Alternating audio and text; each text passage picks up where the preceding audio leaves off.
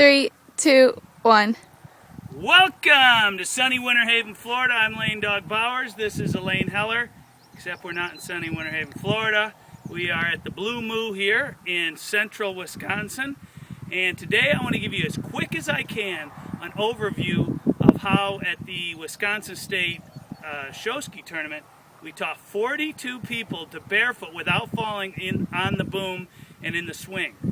But a lot of you guys want the proof of the pudding. So at the end of this, I'm going to show you a guy my size. I'm going to go out and barefoot at 23 miles an hour and show you that it can be done behind the boat, not in the boom or on the swing. So anyway, let's get going here. I want to talk to you guys how to barefoot without falling. People don't believe it's possible. I'm going to show you how. Okay, so here we go. Segment number 1. We're going to do this real quick. What are you actually barefooting on? A lot of people don't know. A lot of people say crank your toes up so you don't catch. The problem with it is when you crank your toes up, you get the wrong foot position. So watch carefully. The very first thing anyone needs to learn to do before they barefoot is learn the difference between, and Shannon, come on in tight here to my foot. This is pointed. This is flexed. Pointed is how we have it on the rope.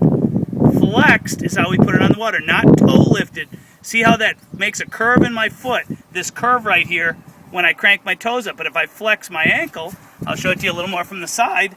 You can see how flat it is. So everybody at home, we make them practice. Point your toes, flex your ankles, point your toes, flex without any toe lift. And then we are going to ski on everything up to, but not on the ball of your foot.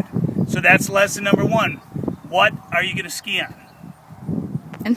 Okay, segment number 2. The most important thing in learning to barefoot water ski without falling is we are going to learn to sit before we stand. That requires 2 of the 3 positions. There's a buck glide, a 3-point, and a standing position. This segment is about the buck glide and the 3-point, and this needs to be practiced at home on land because it looks easier than we make it look right here. So you got to practice. Okay, Elaine is going to show you the buck glide position is her head and her feet are at the same height. Look at her knees are right together and her feet are up high. It's a good little ab workout you can practice at home. So from this position, we do the point your toes, flex your ankles that I just talked about, and bring your feet wide to your butt.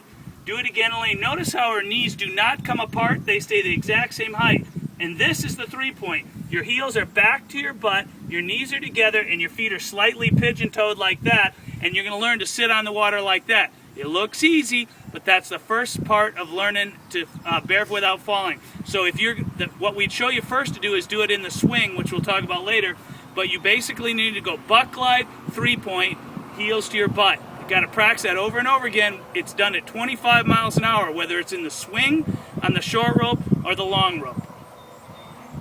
Okay, here's segment number 3. I'm going to show you world-class standing position. None of this survival barefooting for 10 years till you feel comfortable and then finally fix your form. We're going to learn it immediately day 1. We're learning it off the water, in the swing, short rope, and then behind the boat. So here's the best way I can show you how to practice world-class barefooting form. And people that barefooted for 10, 20 years don't know this. They come down to me all the time. They say, listen, I'm sick and tired of falling. Let's fix my form. This is what we do. The best way to show you this is whoever you're going to ski with, you practice as a buddy-buddy system. Now, Elaine and I are going to go feet to feet, knees together. We're going to touch our knees and lean away from me, and we're going to balance. Lean away a little bit harder, knees together, touch your knees, and we're going to balance each other like this. Notice the shoulder roll, the meat hook is the top of the body, and we keep our ribs up, our shoulders back, and notice how our knees are together. This is, for most people, this is a lot higher position than they ever imagined barefooting. But the reason we can do it is the glide in the lower body that we learned in the 3-point keeps us light. The resistance in the upper body keeps us powerful and safe. So now I'm going to show you from the side here because a lot of people don't understand how to do this. The shoulder roll meat hook, Shannon, come a little closer so you can see this, is most people have never gotten good posture. So we practice this at home. It looks easy, but you got to practice. Roll your shoulders to the back and hike your ribs up like this. A lot of people have never learned good posture. This is part of the posture to glide. Shoulder roll, meat hook. And from here, we hold this. We get our knees together and shoulder roll, meat hook, and our hips are up and forward. Our shoulders are back. Our ribs are up. That's what's going to keep you powerful, light, world-class form right off the bat. Okay, this is segment number 4. After you get a good buck glide and a 3-point, all at 25 miles an hour. do it in the swing only. We'll show you that. We'll give you how to sign up for our 5-day free video course. But this is the swing first, then the short rope, then the long rope. Don't change any of that up. Okay, I'm going to show you. Elaine's going to show you after you finally get in your buck glide and your 3-point right here. Now, once you can sit there at 25 miles an hour without the spray in your face, without digging or fighting, very comfortably, then what you do after you get in there is first, before standing up, you do the shoulder roll, the meat hook, and what I do is I'm going to put my knees here to illustrate. Now stand up from there, Elaine. Bam! World class form right off the bat. Sit all the way down. Elaine's making it look real easy, but what most people do, show them on this, Elaine, is they will try and pull in on their arms first and then pull themselves up, which she's actually even pulling me over, and I'm a lot bigger than her. So we're going to put our knees together. First, like, relax your shoulders and just slump in your 3-point. That's great for hitting it. But before you stand up, never stand up without hitting the shoulder roll, the meat hook, and then come on up. See how she keeps her knees to my knees? That's why she's not pulling on me that hard. And then after you learn this, at the end of the run, you sit down to your 3-point, relax, and then you can even go to the buck glide to finish your run. That's how you learn to stand up without falling. All right, this is segment 5. Okay, so we're going to talk real quickly about suits. A lot of people make a huge mistake of either not having a barefoot suit or they don't have a right barefoot suit. Now, if you want to learn this without falling, it's critical that you get the world's best barefoot water skiing suit. It doesn't cost more than a crappy suit. And the reason that I guarantee that our suit is the best barefoot suit on the market is the following. Most of our competition, almost all of it, is either 10 or 11 mil of padding, no glue, or 1 set of glue. Our suits are 23 millimeter of padding, 2 sets of glue, and they wrap all the way around. Now notice on these shorts, a lot of people don't think shorts are necessary either. Trust me now that if you want to learn without falling, it's not so your butt doesn't hurt, it's so that you effortlessly glide in the buck glide to 3-point and you can maintain those slow speeds of learning. The shorts are wrap around 23 millimeter of padding, 2 sets of glue, makes them super fast on the water. Same with this suit that I'm wearing.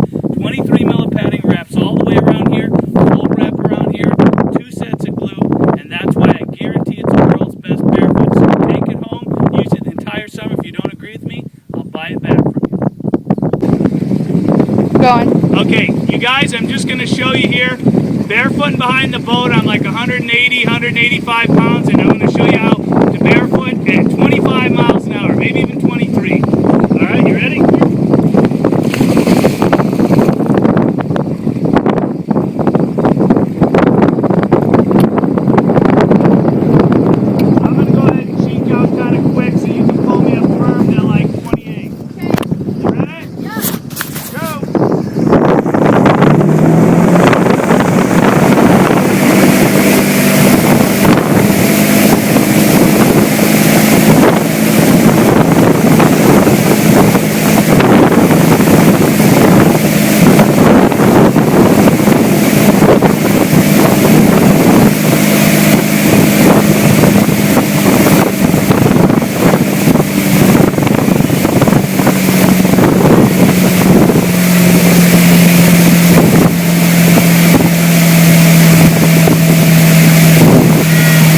This is 25 miles per hour that Lane is barefooting at.